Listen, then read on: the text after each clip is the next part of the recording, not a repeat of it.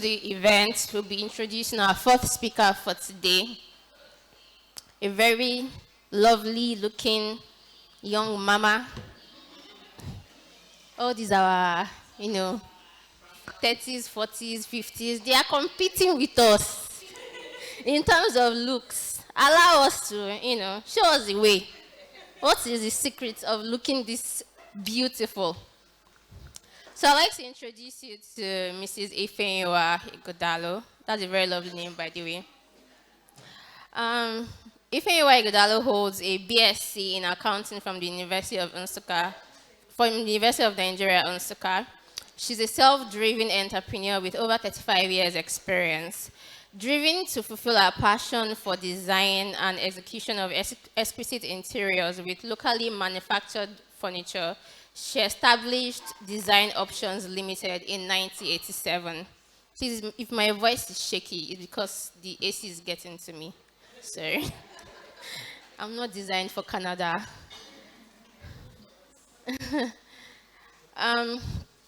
So she established Design Options Limited in 1987, one of the first indigenous furniture manufacturing and furniture retail companies, providing employment for and developing thousands of Nigerians.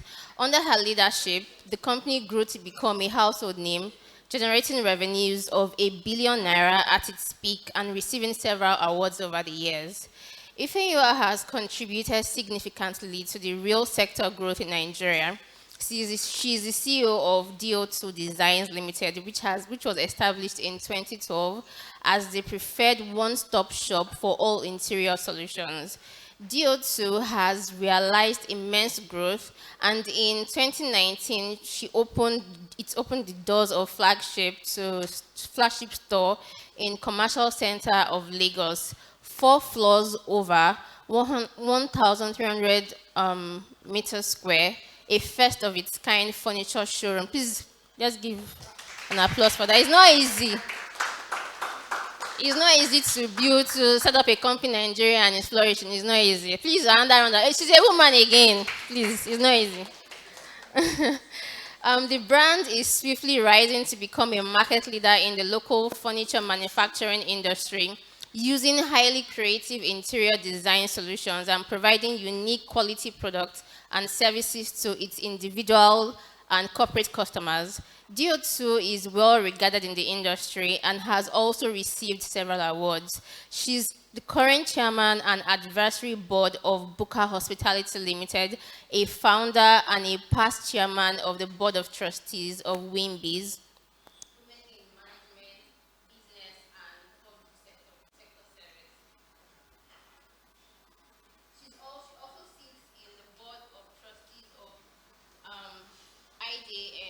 The Interior Design Association of Nigeria, as well as on various school boards. She has mentored and trained many in and outside of interior design industry who have gone to establish successful businesses, including the current president of the International Federation of Interior Designs. She's a proud mother of the budding serial entrepreneur. She's a proud mother of a budding serial entrepreneur and a happily married to, please forgive me if I did not pronounce his name correctly, Asiwe Ighodalo.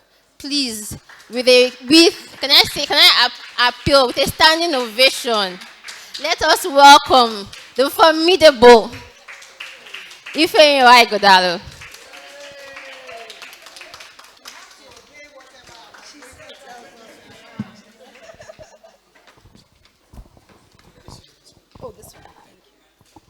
Yes, everybody can hear me. Akinka, I hope you brought the roof down, though, at this rate, because I wasn't here when you started.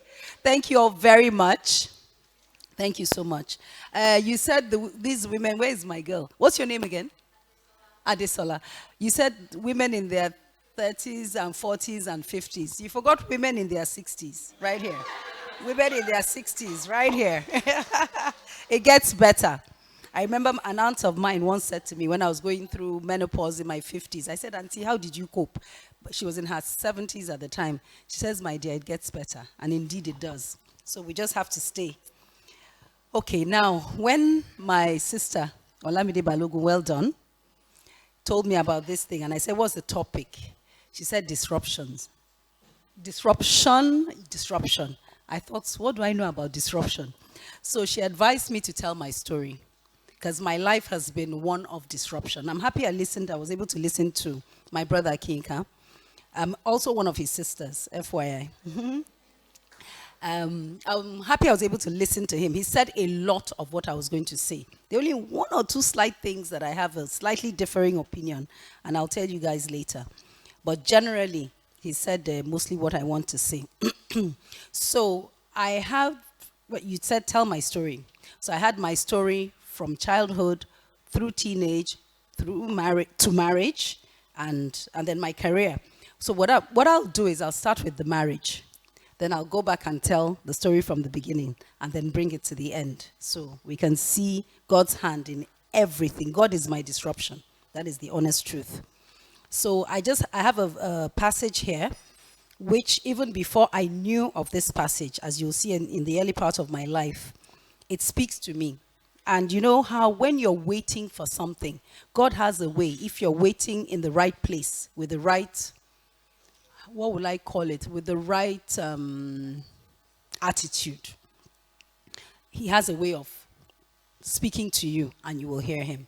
So I don't know where I was looking, whether it was this morning or yesterday, and I just saw this. Proverbs 16:3. Commit your work to the Lord and your thoughts will be established. So for me, it's like God knows our heart. God knows what we want. What God knows, even before we know we want it, he already knows. So as long as we're committed to him, whatever it is that is even in our thoughts, it'll come to pass. So that's what I took. Now, I started with God took hold of me and my destiny a long, long time ago. Even before, as when you're born, you don't actually know God. You're born without sin and all of that. But before I even started getting into God, God's got me. God got me then, and he still does. So now I go into the journey to marriage. When in my 20s, I decided, after I graduated from university with a degree in accountancy, I decided that my passion, I'm someone who has always known what I want to do, and I just go for it. So I decided that my passion was in interior design. I convinced my long-suffering father, I'm an only girl, 2 younger brothers, to let me go to the United States to go and study interior design. Why? Why the United States? Why not London? Why not Italy? My boyfriend at the time was in the United States. So my poor father, not knowing, said, okay. I applied. I got into the school. But so I tell people today, I've come a long journey, and I tell people today that when God wants to do something for me, he doesn't do it gently.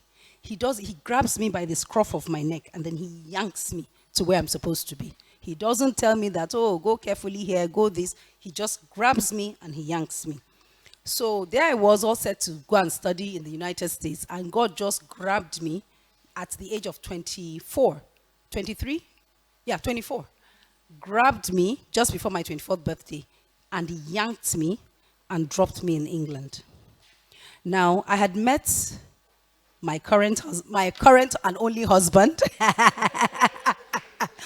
I had met my husband at the age of 23 on holiday in England. A friend of ours introduced me to him, and we all just hung out. He was, we were just a friendly summer. We were all just hanging out together. No, that was later. That was just before we started dating, or just after, yeah. That was 24, that was 1984. I met him in 83. Yes, Auntie Lamide is part of the story. So, so I'd met him the year before, gone back to Nigeria, carried on with my business, never even thought of him for 1 second.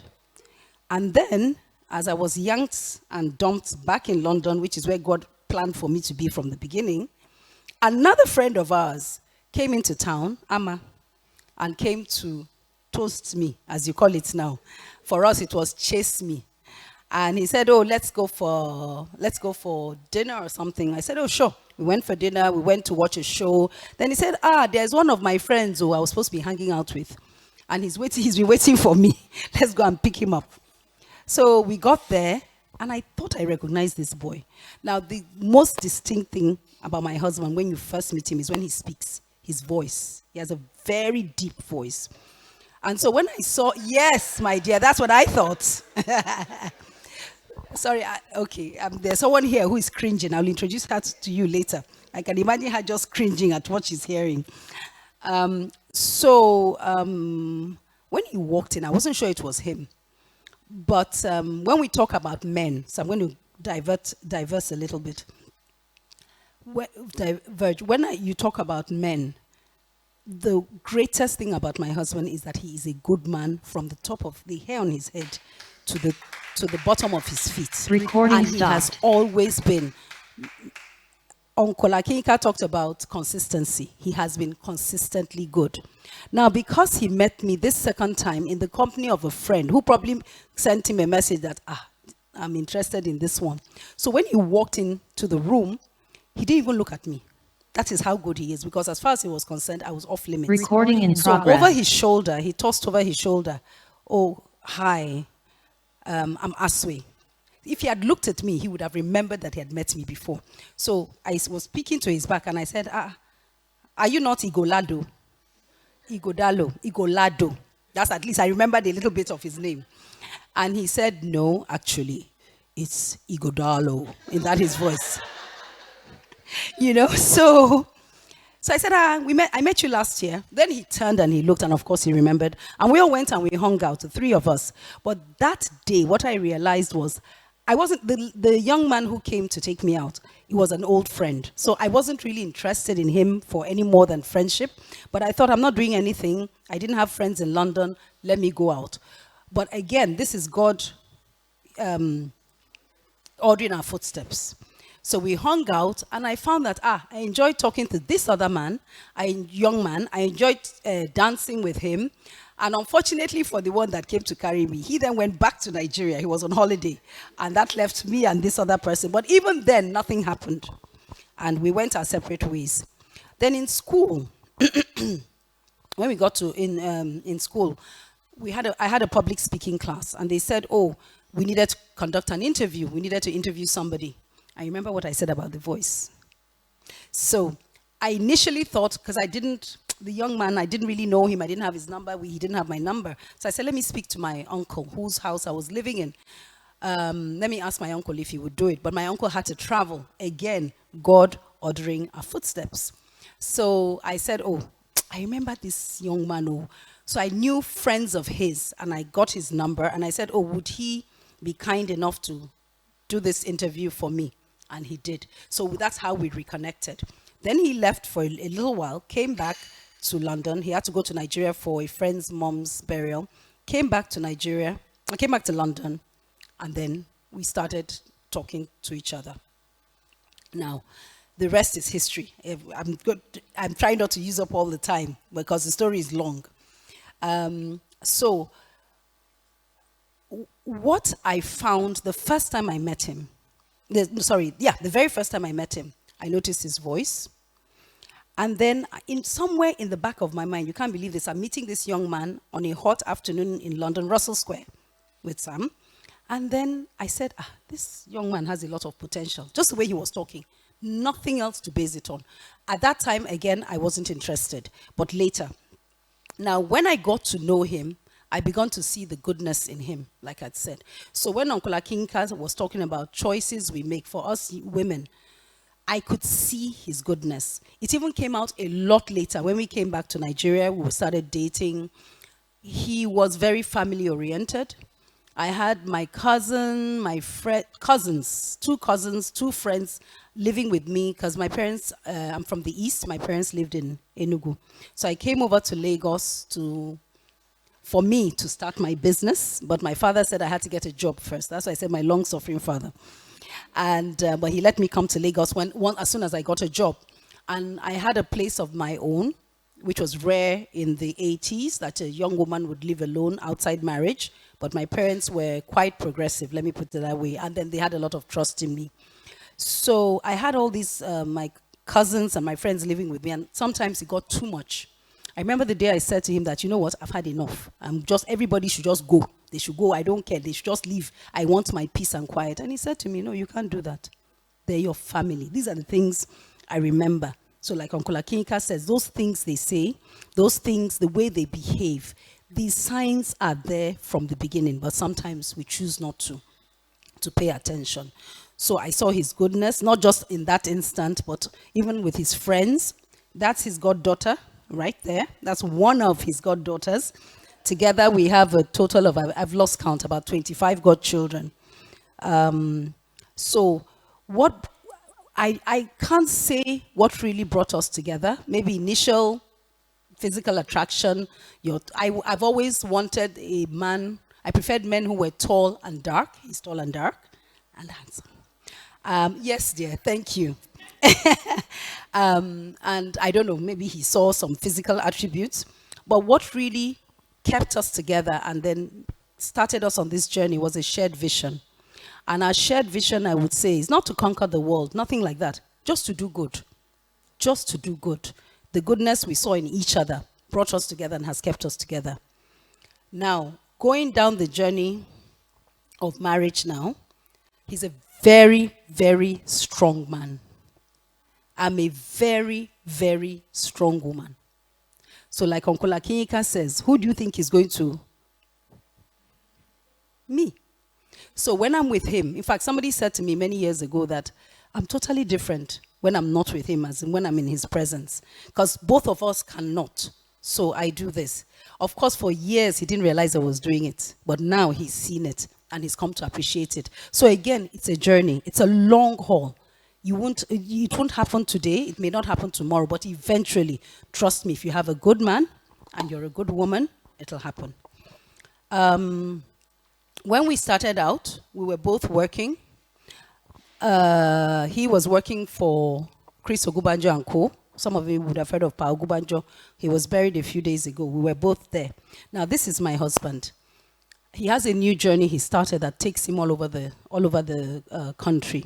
So he wasn't able to attend Chief Ogubanjo's service of songs or the commendation service in Lagos. I represented him at the service of songs. I went to Ijebu to represent him at the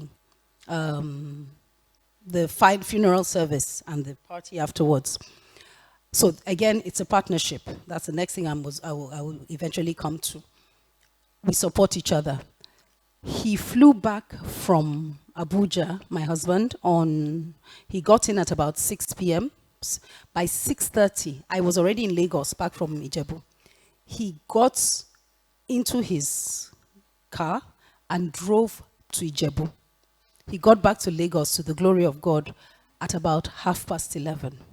So he didn't see how this man was like his mentor, like a father to him, his first job, who actually, the mentoring he got from him is what set him on this path to greatness. So he just felt so bad. Even his age mates in the family said to him, don't worry, we're okay. We understand this, your new direction. But it was, he was burdened. He had to go. And of course, they appreciated it. And God took him there and brought him back safely. So a good man always, a good woman always. So we started this journey. He was working, I was working. Then I started my business, I think a little bit, yes, a year or so before his business. And I was doing very, very well. And he was just starting. So they were not there yet. He talks about it. Now, after a point, and my sister, I don't forget, there's some things I don't forget. Olamide, at a point when we're discussing certain things, said to me, it's always actually better if you have a good man. It's better for the relationship when he's doing better than you are. Not for any reason. It's just like Uncle Akinka said, men want to know that they are the ones providing. It matters to them. Not the other way around. And I remember the advice my sister Lamide gave me then on, the things you should do in a marriage and the things you can hold back on. Yes, you did. You that gave your car to the church. I remember it was that season. It was during that season. You actually told me some things. Yes. And I took it. And So at a point when I realized that it looked like I was doing better, I went on my knees to God and I started praying to him that my husband's business must do better than my business. I didn't know when God granted the request. It was maybe 10 years later, several years later, that something happened. And I saw him bring out money and I thought, huh? Because, like it's a partnership. So there were things I was taking care of throughout and there are things he was taking care of. So I just thought, okay, this is how it is. But women now, once I saw that the money was there, he still tells me that I know the day you knew I had money. And after that, I just did like this. So the effort, the sacrifices, whatever it was that I put in at the beginning, I am reaping it a millionfold today because he's a good man. Please clap for him. So we're from similar backgrounds. I remember when I told my dad I had found someone I was thinking of getting married to. He said, how many children in the family? 3. 1 girl, 2 boys. My family, 1 girl, 2 boys. What kind of little details? What kind of house do they live in? They live in a split-level bungalow. I live in a split-level bungalow. I grew up in the final home from where I got married was a split-level bungalow and other similarities. And so he said, okay, his mom, civil service. My father had spent some time in the civil service. So very similar. So as far as background, because I have a sister who married a man from a different background. They even call her lady so. Maybe I don't want to call her name. And there she was getting tea and crumpets ready for her husband in the afternoon. And the man said, what he wants is pounded yam. So how? The marriage didn't last. She's remarried and she has children. And so has he, and they're both very happy. So you need to look at the background. You need to go home and even deeper home, even to their village, and see who they are and where they're coming from.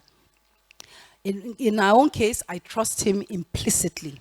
I trust him with our finances. I trust him with decisions. It doesn't mean that he's infallible. He doesn't always sometimes get it right. But in trusting him, he has then learned to lean on me for advice and sometimes for guidance. Like I said earlier, partnership. Marriage is a partnership. Apart from being an institution, it's a partnership. You're in it to win it. There's no go, come. Yes, so we're from the generation that as you're getting married, your parents are telling you that, please don't come back here. Your room, there's no room for you. No room at the inn. Uncle Akinka talked about sacrifices. Yes, a lot of sacrifices, a lot. When he started his business finally, after he left Banwan Ighodalo, some of you would have heard of it.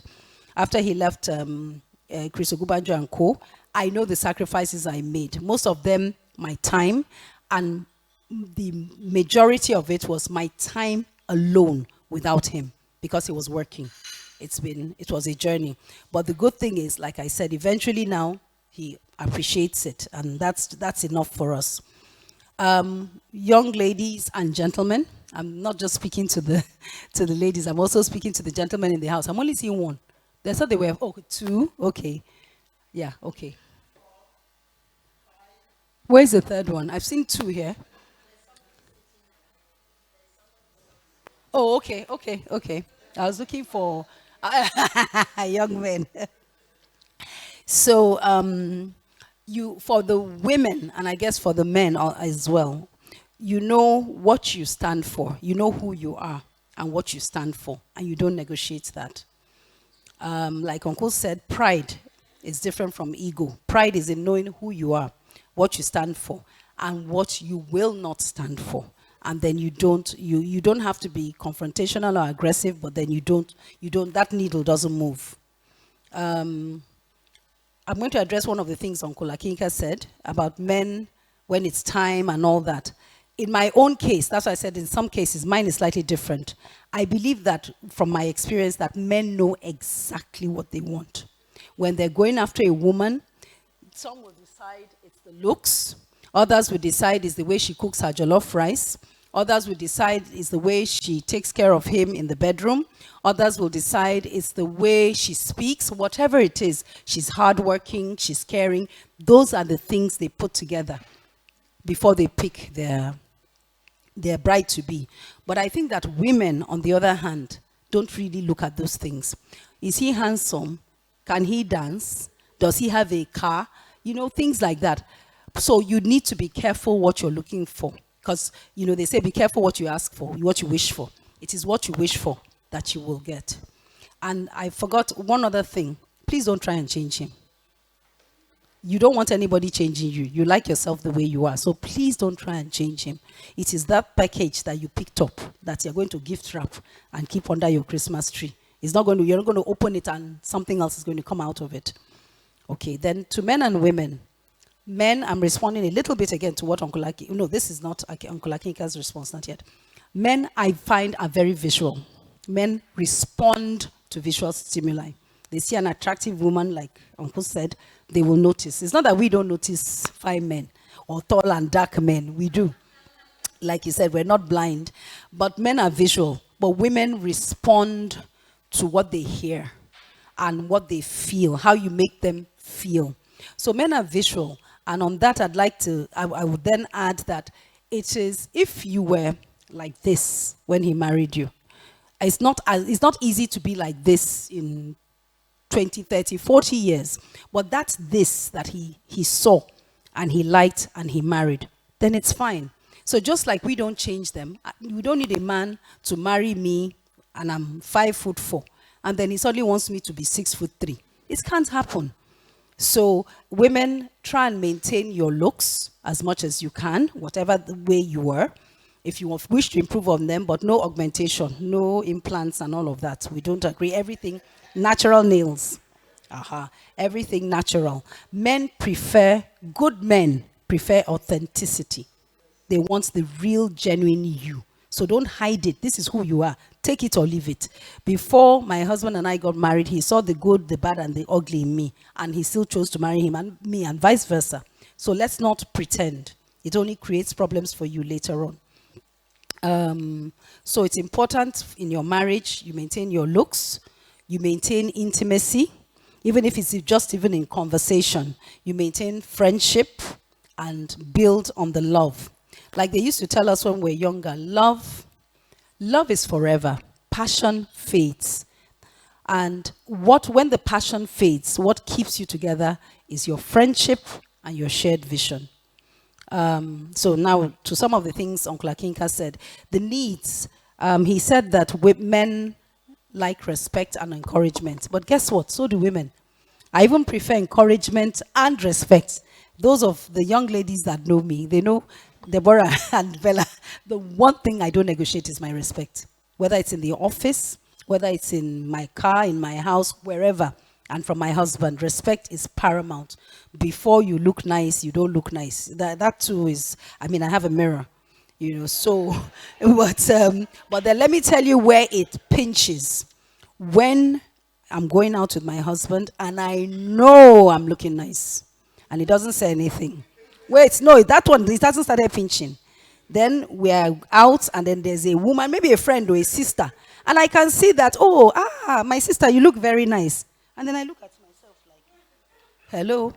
So then what you will not do for your wife, do not do it to another woman, whether it's your sister, your mother, your cousin, we don't want to know. That's when it gets a bit testy. So the virtues you must have in marriage or as a human being, not just in marriage, kindness. You must be kind. He said that. So I don't want to repeat too many things, but the ones I really aligned with, I'm going to repeat. Humility. You cannot overestimate humility. No matter how smart you are, no matter how fine you are, no matter how rich you are, there's something about humility that is endearing. So in your marriage or in your relationships or in your day-to-day life, humility, humility, humility. You can win more, you can win more, is it bees with honey or flies with honey than with, horrible stuff. So it's better to be pleasant and humble. On forgiveness, I totally agree with forgiveness. And this is not just marriage, across board. When we went for our marriage counseling classes, they said to us, do not sleep on a quarrel. Unfortunately, my husband and I didn't believe them. We slept for many days on one or two quarrels, but we've learned the error of our ways and we have corrected it. Focus on what is important in your spouse, in your partner, and do not sweat the small stuff. Just focus on the important.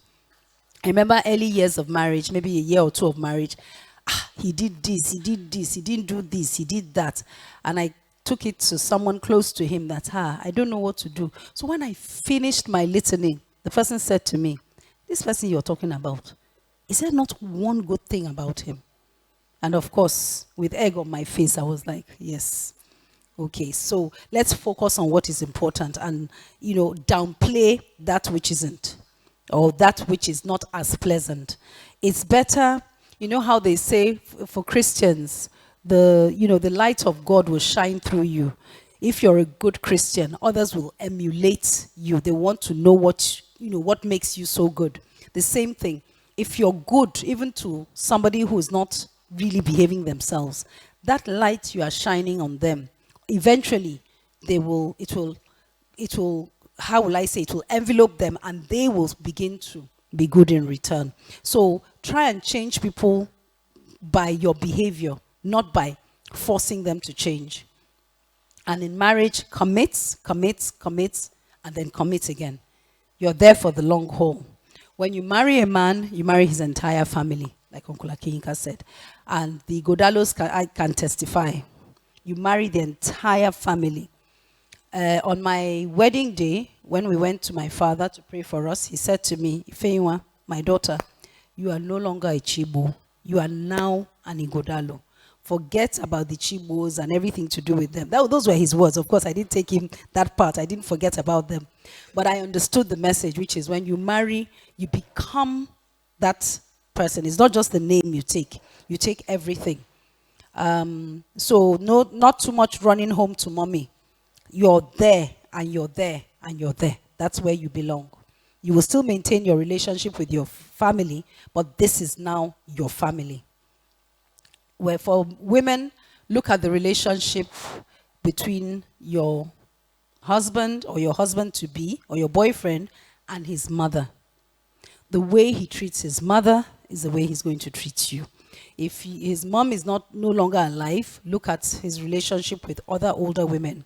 My husband was not a mommy's boy, but I saw the way he took care of his mom. And I thank her because that is how he's taking care of me now. So it's very important, very, very important. And okay, to end on the marriage for me, you cannot totally disrupt the status quo. So we talk about not reinventing the wheel. These are time-tested traditions. It's not a coincidence. It's not, like they say, God doesn't make mistakes. It's not a mistake that people like us are married for 30, 40, 50, 60 years. It is these things. So I love and appreciate the younger generation. They hate being called Gen Zs and the millennials. But you cannot reinvent everything. There are some things that you just have to pipe down and listen and learn from. I'm assuming that if we have parents who have lived good lives, you can look at that. And even if they haven't, you can look at where the mistakes were and learn from that.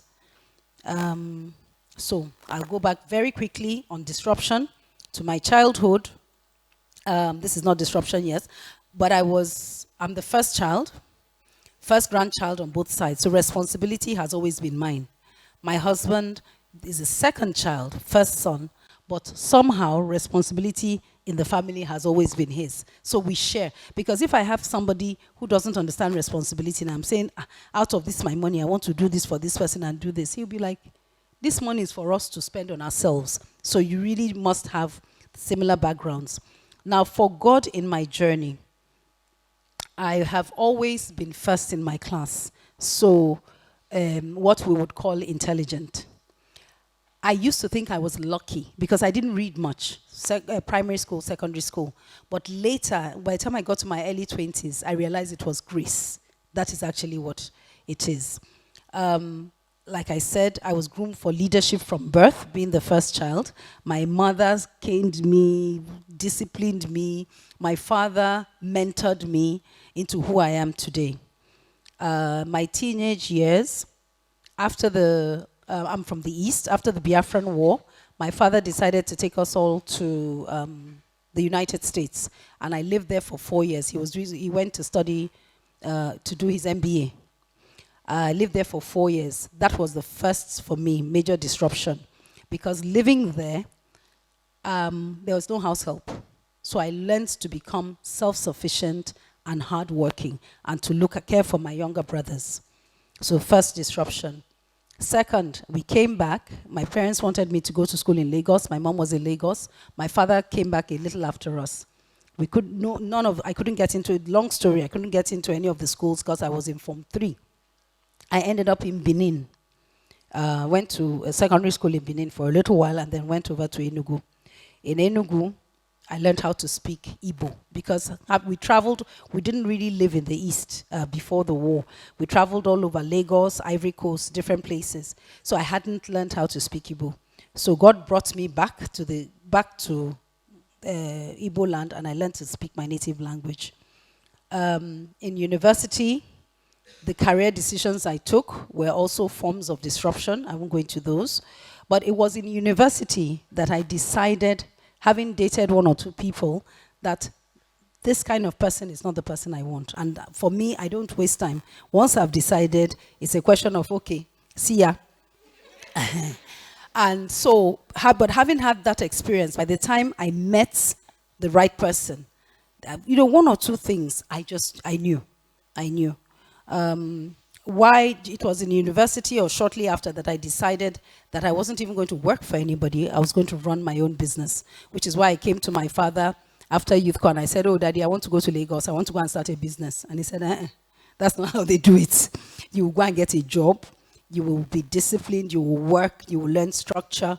And then part of it I listened to. The other part about structure, I didn't quite understand. And I paid for it over years in my business, because my business wasn't structured for a very long time. Again, Auntie Olamide was part of the people helping us to structure the business. But we thank God for where we are today. So it's amazing that even, I don't know whether I was in my teens or in my 20s, I had decided I would marry a man from Edo State. I hadn't met him, yeah. I'd always wanted, I looked at the whole geography. No, with all due respect, I wasn't going to marry an Igbo man. I was going to marry a Yoruba man if I could help it. Not that I wasn't picky. If I saw an attractive Yoruba man and he spoke to me, I would answer him, I would go on a date. But in my heart of hearts, I had told God I wanted someone from Edo State. Yes, amazing, isn't it? Yes. So that's why I say God knows your heart, even if you don't speak it out. So my career disruptions. My father allowed me to come to Lagos. I worked for a short while, in a furniture company, about a year plus. I decided the decisions. Why did I decide to leave and start my business? I realized that my father couldn't provide for my brothers and I as well as he had been doing. I'd lived a comfortable life. And my younger brother, the one immediately after me, needed something. And my father said, sorry, he has given us an education. All this coming every day to collect money, he's not doing it anymore. And that was the day I put in my resignation. And I decided that I was going to, it was a little after that. I first of all took a loan from the company to get my brother what he needed. He lived in Germany. He was going back to Germany. And once I'd paid off the loan, I then put in my resignation and I said, I need to now go and start earning enough money to look after not just myself and my brothers, but also my parents. And to the glory of God, I never looked back. I started design options like Adesola said, in 1987 at the age of 27. And today, design options would have been, 33? Yes, 36, sorry, 36. But there was a transition. Design option, my partner at the time, there was a disruption. Yes, thank you. That's God again. So I'm talking about the disruptions now. So we've talked about the disruption when I had to leave and start my business, in God's time. Then from design options to DO2, the next disruption. Design Options had grown to be the leading furniture company at least in Nigeria, for locally manufactured furniture. to global standards. We didn't have those words in those days. But after a while, it was no longer growing. It was stagnating. There were issues. So again, I went to God on my knees. I remember November of the year before. So that would be November 2011. I went to God on my knees and I said, God, you have to take control. And in his own way, he did. It wasn't, again, I told you it's violent. He doesn't do it gently. So what then happens? There's a liquidation. I would have preferred to have sold the business, but it was God's decision to liquidate the business, wipe it out completely. And I don't fight. When these things happen, I may not realize at the time that this is what is happening, but I just go along with it. But over time, from where I am now, I may not see the next disruption coming, but I know that the disruptions come. So even in the choice of the liquidator, God has always sent me angels and destiny helpers who have helped me on this journey. The choice of the liquidator, the strategist who worked with me, and of course, my dear husband. At the time of the liquidation, my greatest concern wasn't, oh, what will become of me? What will become of the company? Nothing like that. I was most concerned, for those of you that know what a liquidation entails, about the people who worked in the company at the time. And that's why I say also, God sees our hearts. I didn't, as the one company was being liquidated, I was starting the next company. At this time, I was now 52, 25 years of design options. And at 52, I restarted with nothing. Disruption number, I don't know how many. Now one of the strategic decisions we took was to restart the retail end of the business in the exact building where design options had been. And it was so effective because it was a furniture company. So people would even come through and think they were still in design options, or even, Shah is a furniture, there's a furniture company on the corner there. And so that brought us business. This was before the days of social media. Okay. Now, we were there. Now, let me go back to design options. We had outgrown design options. That was part of the stagnation years before this liquidation. So, come 2019, 2012, we're back in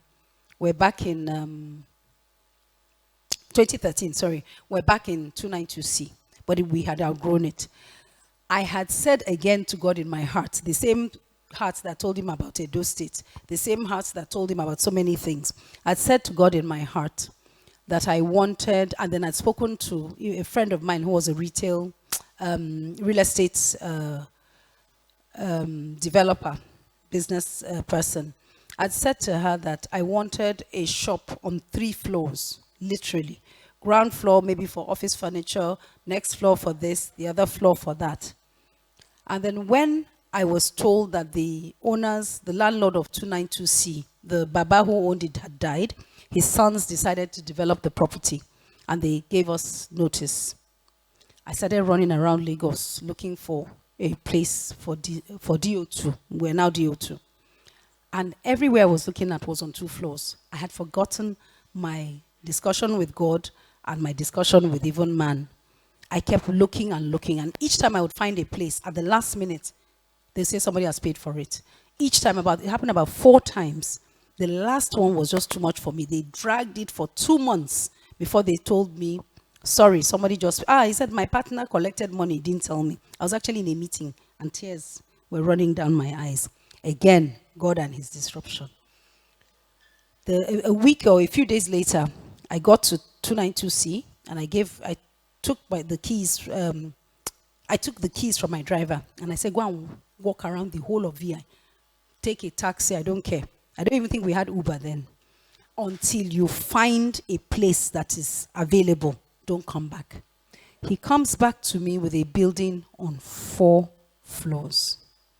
When he showed it to me, I said, it's not possible. That how can this place have been there? I've been driving around. I didn't see it. So God stretched that last one to the point where where these people had moved out, and before anybody else could see it.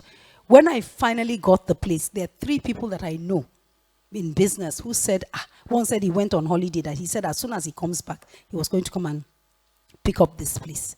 So God kept it. God goes ahead of us and he waits for us. The disruptions are just the way of going through the way to get there. So this is how God physically yanked us out of 292C and into 642D, where we are till today. Now, get this. They said they wanted us to move out because they wanted to develop the place. 3 years after we moved out, they had not started. What does that tell you? It wasn't about them. It was about Ifeyiwa. So, next disruption. When I left university, even though I did well in school, I said, I'm not reading again. I'm tired. I don't want to see a book. The most I did was a few business courses in LBS. Then, so in 2019, at the age of 59, somebody said to me, go and try this seed transformation program. And I thought, me, book. Well, I said, okay. Eventually, I said, let me, nothing seems, I needed to refresh. So I went. So that's another one of my disruptions. In that, if I tell you about 2019, 2012 was a year, but 2019, we got this 642D towards the end of the year. I remember the January, we started setting up, and we started setting up January into March. 31st of March, I walked out of the showroom. I remember the video that I did. As I walked out, the place was set. I got home at about midnight and I caught the 5 or 6 a.m. flight to Ghana to start my seed transformation journey. Seed transformation, I'm not advertising for them. It's a course for business people who want to scale up their businesses. And that was where I figured I was at the time. So they train you go, there are 4 modules, and then they come in and they also work with your management team. And it has been really, really effective. So that was a major disruption for me. Somebody that said they didn't want to go to school. I was setting up a new showroom. I was going to school. I think maybe my daughter was back then, so it wasn't that part of it, because I forgot that, going back and forth when she was in school. So the year the business was wound up, my daughter was in school. So I would travel 2 weeks, 3 weeks, come back, go, come. I thank God. So we go to my 60th birthday, which was 3 years ago. And one of my greatest wishes for my 60th birthday was to be able to retire and just step back a lot. But the groundwork, God wasn't ready, and the groundwork wasn't done. But the disruption I had on my 60th birthday was COVID. That was the year of COVID. And what that did also, it brought to the fore virtual, hybrid, virtual communication. So even though I'm not fully retired, I can actually work from wherever I am. So again, disruption. So, but what came to the fore also was that I needed to work harder on my succession planning, which I had been doing over time, but I then became more focused on it. And again, today, I have someone who I feel with a bit more grooming and a bit of time will be able to take over. And it's not my daughter, at least not yet. She hasn't expressed an interest in that yet, but there are people who have worked with me for years who I think are getting to that point. Disruption. So we did the first disruption with the showroom. Then God came again. The factory where we were, we had outgrown it. And we'd look half and half, we want a bigger place. When they called the money for us, we run back. Finally, the landlord said, he had been saying he wanted to sell and he wanted to sell to us, but we didn't want to buy because it wasn't big enough. And then matters got to a head middle of this year. There was a place that the agent had shown me on video, and I wasn't around. They sent videos, and I didn't recognize it, and I thought, I don't even understand this place, please. But when I'm telling you that within, was it 4 weeks or 2 weeks or so to the deadline, one day, no, it was about 4 weeks. Like I said, if you're still, as I was waking up, God said to me, Fima, get up and go and look at that place. I had plans for the day. And I just got up obediently, put on my clothes, and I went there. My head was down. When my driver said to me, is this not this place that you used to come to almost about 30 years ago. And I looked up, I said, it's not true. Each time I had to look for a factory space, I had come there. Oh, somebody else was there, something else was going on. And I looked up, and this is the place that somebody had sent to me almost 2 months ago. And I didn't even look at it. God again kept it for us. Coca-Cola had tried to take it, they said no.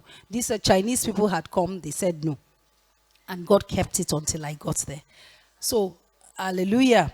So, this disruption. So, we move into this place, and guess what? It comes with a showroom.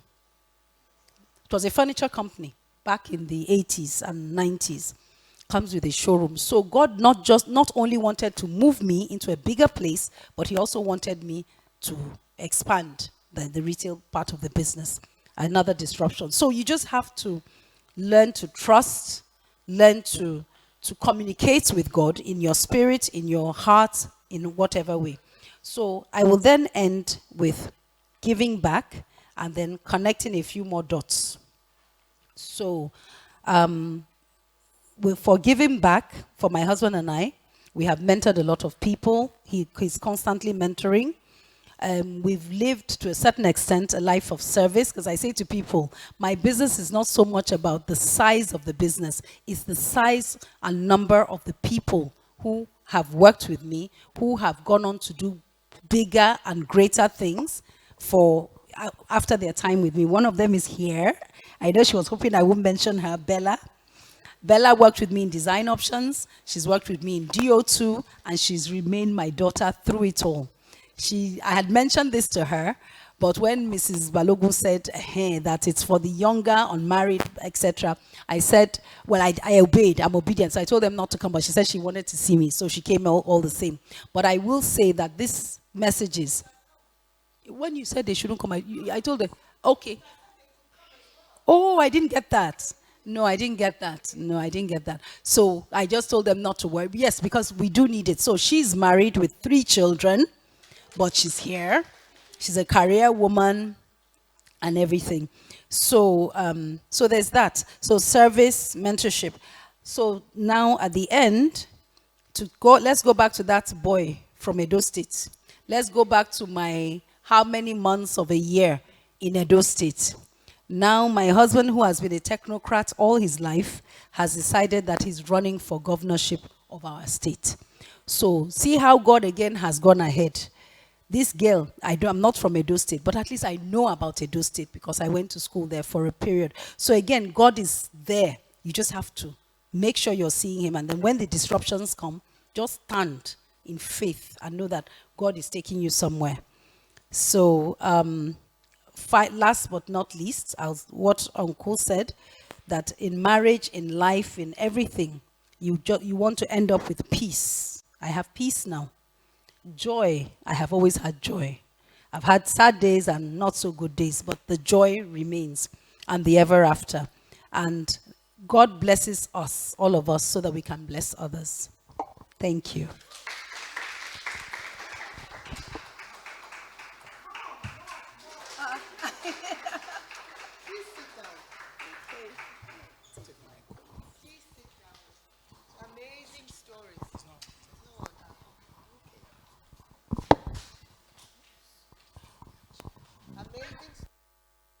Is it coming on? Yes, yes.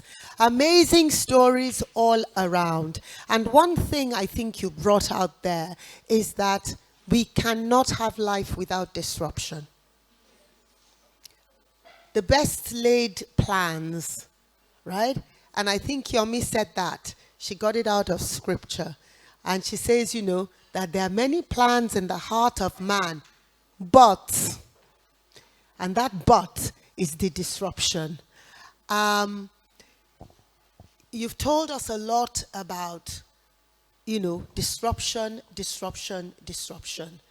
And the speakers have taken disruption in 2 ways, okay? Disruption as that thing that stops you from doing what it is you want, and disruption as that thing that we can do to change an inevitable trajectory, right? But that we want to disrupt. Did you understand that? Right? A trajectory that if I go along this path, and there's nothing that disrupts, I'm going to get to that door. But the truth is that that door, we don't want it. And I'll give you a few examples, even here. So there's some ladies who are supposed to have come to become pairs, to read out the profiles and all of that. What we've done, because they didn't show up, is that we've gotten different people to come and read out the profiles. And the person who read out Mrs. Ighodalo, I think she wants to become a compare. Because she didn't just stand and read, she put some other action into it. She may have found a calling that she didn't realize she had. Or we may have tapped into something that we didn't know existed there. And so disruption, for me, I think disruption is good, right? But I'm going to ask Mrs. Ighodalo, Auntie Ife. I mean, this Ifeyiwa. Yeah, no. Yeah, her name is Ifeyiwa, but we will call her Auntie Ife. Okay, just like my name is Olamide, but people call me Auntie Lambs. Do you understand? Exactly. So, what I was going to ask is, in the moving from being single, okay, to marriage, the way we see it around these days, right? The trend seems to be, it's about me, because we have Ribs, and Ribs is a fellowship of like-minded women who are aspiring to marry. And a lot of times what people tell me is that when they come into Ribs, by the time they're leaving, their mindset is a little changed, which is good. So I hear a lot, it's about me. He has to be able to look after me. He has to be able to spend money on me. He has to be. I didn't have that, so maybe I'm jealous. That's why I want to change it. Because, or maybe I was too young when I was in this game, because I married when I was 25. And as somebody said, they saw a picture of our wedding and they said, it almost seems criminal. How did they allow these two children to get married? Okay? But the way we see it now, it's all about me. How do we change that? What is the disruption we need to be putting in place to change that? Is it the people themselves? Is it us parents? Okay? Who needs to be disrupting, and what should we be disrupting? And what should we be expecting at the end of the disruption? So there's a part of, I think I must have skipped a part of my notes on wedding versus marriage. Because when we were getting married to the man, his family. Today, I'm not even sure we're marrying the man. We're marrying the idea of the wedding. So it's all about the wedding. That's the first mistake. You spent all your time, all your energy worrying about the proposal. I was even going to say that because I had made a note about my non-proposal. My husband didn't propose to me.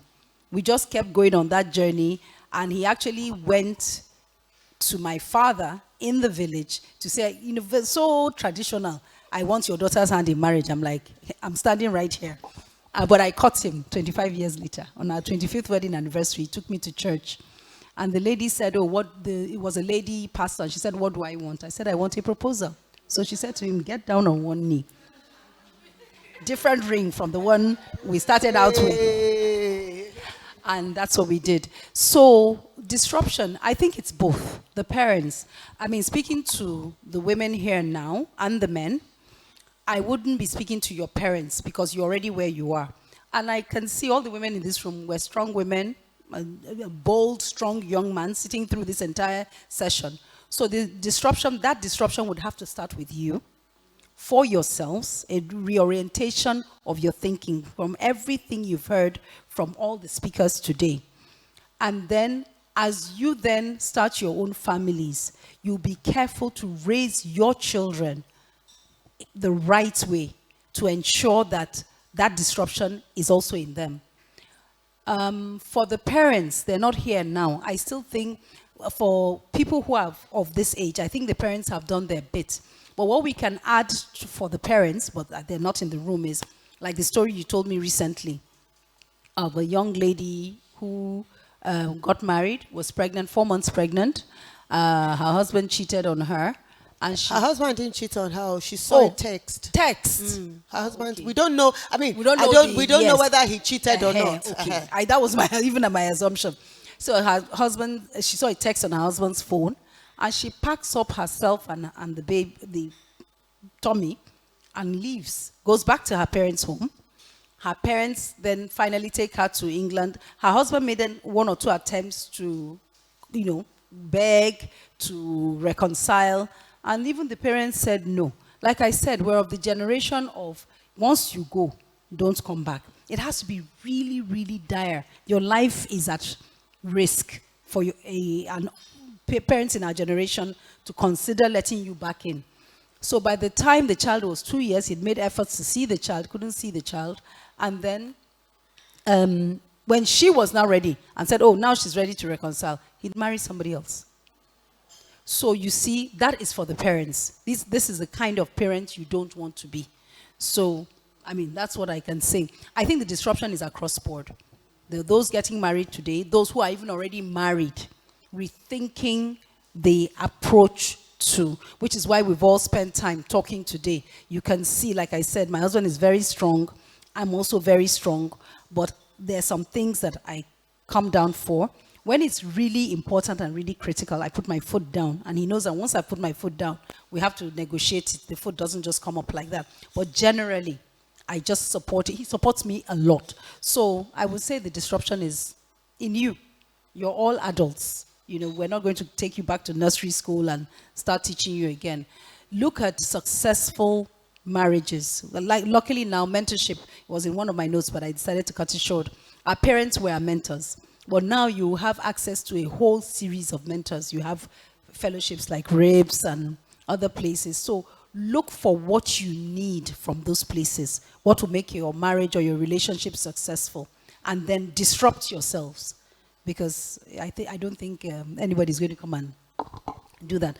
Please, before we continue, I forgot to recognize the presence of my daughter. That's the person I said would be cringing. You have to stand up. Look at her frowning. You have to stand up. Oh, yeah, stand up now. When auntie says it now, watch her stand. Omehi Ighodalo and her sister Mide. The other, hello? You have to stand. You have to stand too. Okay, thank you. The other young ladies that I invited have had to leave. Okay. Fantastic. I love it. That's what parents are for. If you don't know, they're to embarrass you. Yes.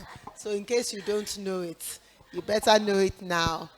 I think I've asked I didn't ask Uncle Akinka, but I want to ask you, I think I asked a few other people, that what happens to you? How do you take disruption? So something dire happens. I painted a few scenarios, but I won't bother to do that with you. To just say that when disruption is hard, how do you handle it? Please give me one, because my own disruption has been hard but not unbearable. When you had a... was wound up. Yeah. Okay, when my business of 25 years, and I thought I'd built something, spent my whole life, like a 25-year-old, spent my whole life building up this business. This was going to be my legacy, apart from my daughters. This was going to be my... Well, God wanted me to know that that wasn't my legacy, for starters, that there are other things. And like I said, because it was a liquidation, if we had sold the business, I'd have come out with enough money to have to do what I wanted to do. But again, I also believe that God doesn't want to share his glory with anyone. So if I'd had that money, the story would have been different of what I would be saying today. For me, like I said, the most important thing, I was concerned about the staff. We're employing over 100 people. And I knew I would be okay. My husband was doing well. I had some savings, not enough because I kept reinvesting in the business. But those people who would wake up the next day and not have a job and not have a salary, they had mouths to feed. So I was so focused on doing right by them that I didn't remember to focus on myself. So that's number one. Number two, like my daughter always tells me, Mom, it's not always about you. But at this point, with this question, it's about me. I don't take no for an answer. Failure is not an option. If I start something, I must finish it. So that's really what it is. So with each disruption, we have work to do. With my mom, I told you she was very strict, disciplinarian, old school, caning and all that. So if you have a job to do, like some people will come to and say, I have a headache, they don't come to work. Headache, malaria, I'll take the tablet. If I have something to do, I'm in the office or where I need to be. So it was just, disruption for me was just a kick in the pants that, oh yeah, keep going. Because I knew that in design options in 292C, I knew we had outgrown the place. And I'll get there with DO2. First year, 2012, 2013, 14, 15, 16, I'm still there. Thinking, oh, this business, I'm just doing it small, let me get there. Now, a bit afraid of my shadow, because that's one of the things the liquidation did to me, or the pre-liquidation. After the liquidation and we're set up, I was less scared of my shadow, but I wasn't as bold. And then the older you get, the more cautious you are. So I wasn't as bold as I was at 27, 25, telling my father I'm going to Lagos to go and start a business. From where to where, So I needed that kick in my pants to I love my comfort zone. In spite of everything else that has happened, I love my comfort zone. And God just wanted to yank me out of my comfort zone. And he did it successfully. Fantastic. I'm going to ask one more question, and if you have any questions, please pass them in or indicate so that you can ask it directly. So you said something now. You said the older you get, you are not as bold. For us who are looking at you, you're saying it, but that's not what we're seeing, because the heights you have reached now, okay, way more than what you did before. So what do you think is the difference? This is not necessarily disruption. This is just a personal question. Because again, we want to be like you when we grow up. Okay? So we just want to find out that what is happening to you now. Is it because you have more money? Is it because you have more knowledge? Is it because you have more wisdom? Is it because, why? Why is it that now, okay? Because in Nigeria, businesses, they don't get better. Okay? You get to a point and then it stops. And then maybe you go and start something else. So what is that thing that you're doing now, or what do you think has been responsible for that happening now? So I will say outright, it's not because I have more money, but God has provided for us. I would say I have more assurance. That's the word I would use, because I was trying to think, the peace is there, yes, but there's that assurance that we're standing. We've been through a complete and total liquidation. We're still standing. We've grown from strength to strength, from a 300 square meter showroom to a 1,400 square meter showroom. Now to when we measured it was about another 600 square meters has been added to our showroom space, apart from the larger factory. What assurance? The investments I've made in time and in nurturing individuals. Like I said, some of them have gone on to do other things, but there are a lot of them, like Bella, who, if I just say, come, she's there. Then there's the people who are still with us, who we're still grooming. I mean, you still get disappointments. We have the Jagba syndrome. We have someone who had done 10 years, we just promoted. We had big plans for him. And a month or so later, he just tendered his resignation with no notice. So that one, by the time I had a few words with him, he redressed and he gave notice. He still left. So I think it's the investment. It's sometimes I have to sit back, because when you're moving, you have to sit back from time to time and take stock of what you have actually achieved. And because I'm somebody who's always busy, but I'm learning now to try and pace myself, to stand still. And once in a while, when I think over the business and what we have achieved, it's quite, I must say, even recently especially, because I've had to step away for the business to support my husband again on this new venture. And I see all the moving parts, and they're all moving. You say you want this, papa, they've done it. You say you want this, and all of this is outside of me. So that is what gives me that assurance. Then I forgot to add again. So I said that on my 60th birthday, I wanted to retire.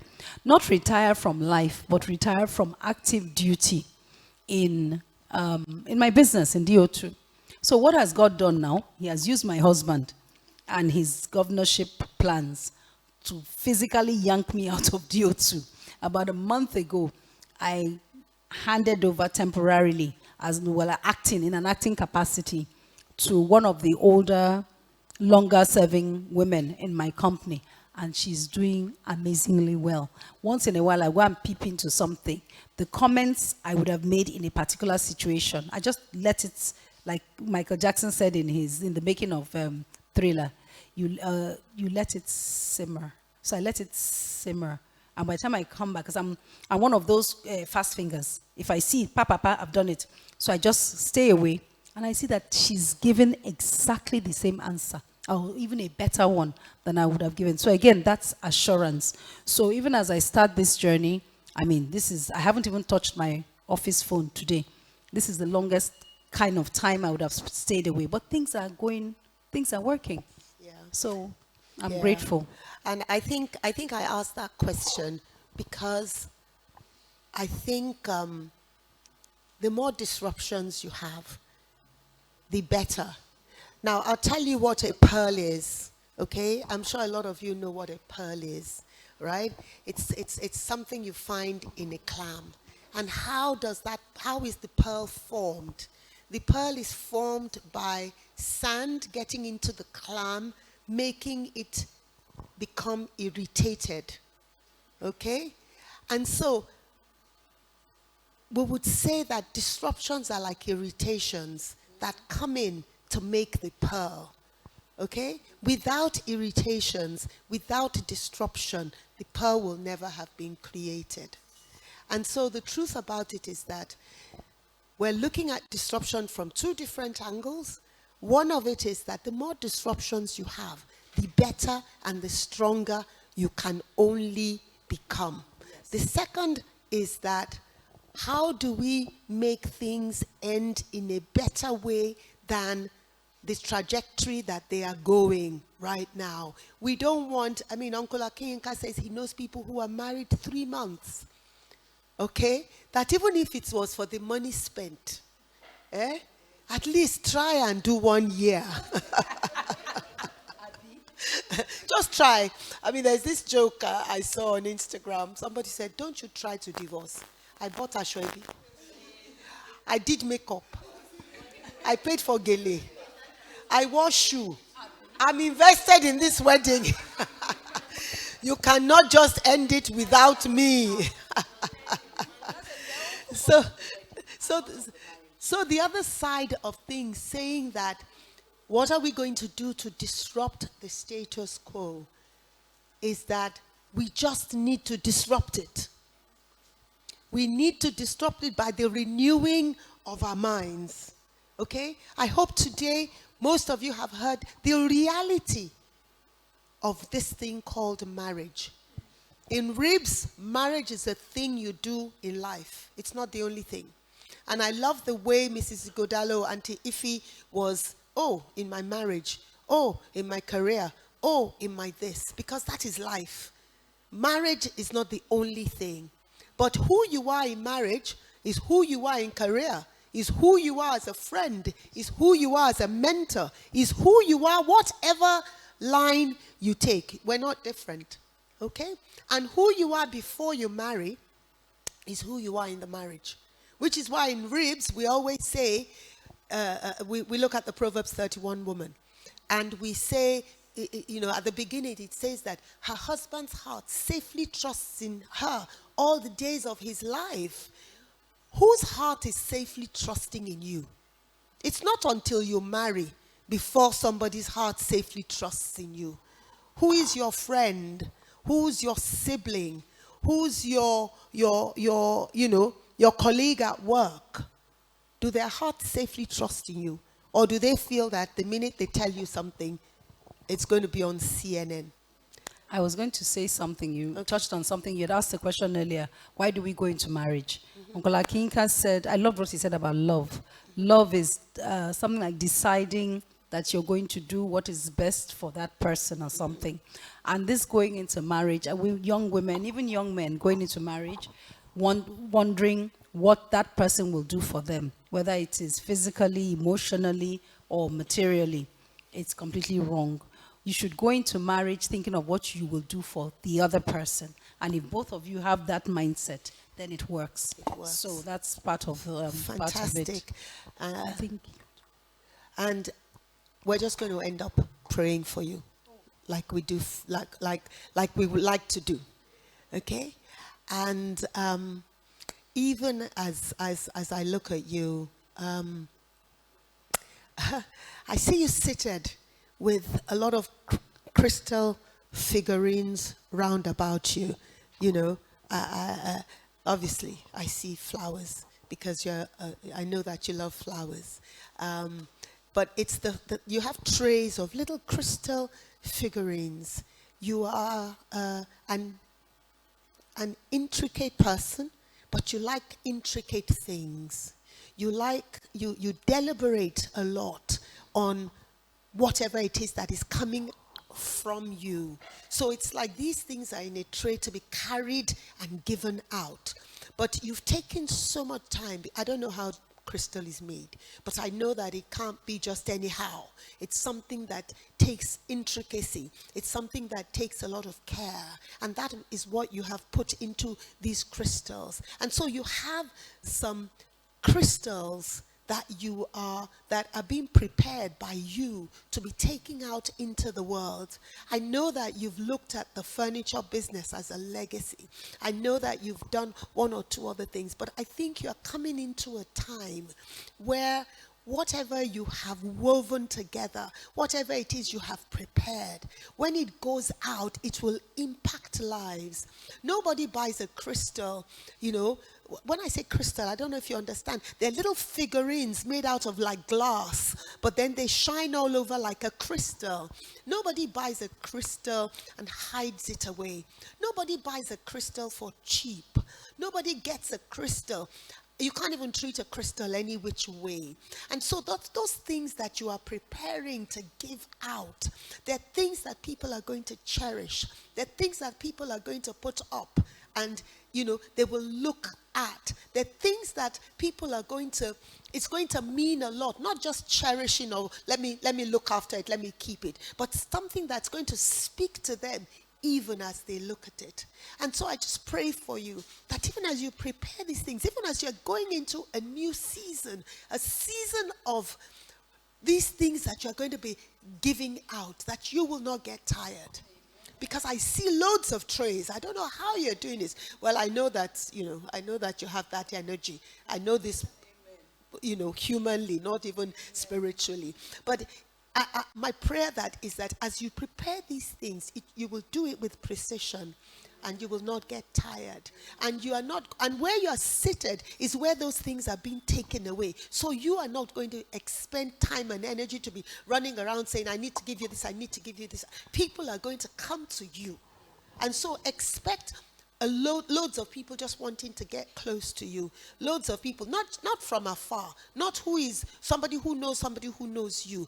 A lot of people are going to want to get to know you, and you are going to give them audience because God has prepared in you what it is you are going to intricately prepare and give to them. I bless you with this word. What we always say is that prophecy is supposed to encourage, edify, and comfort. If it doesn't resonate, feel free to set it aside for further contemplation. In Jesus' name we pray. We bless you with this word. We bless you with this word. Wow, another round of applause.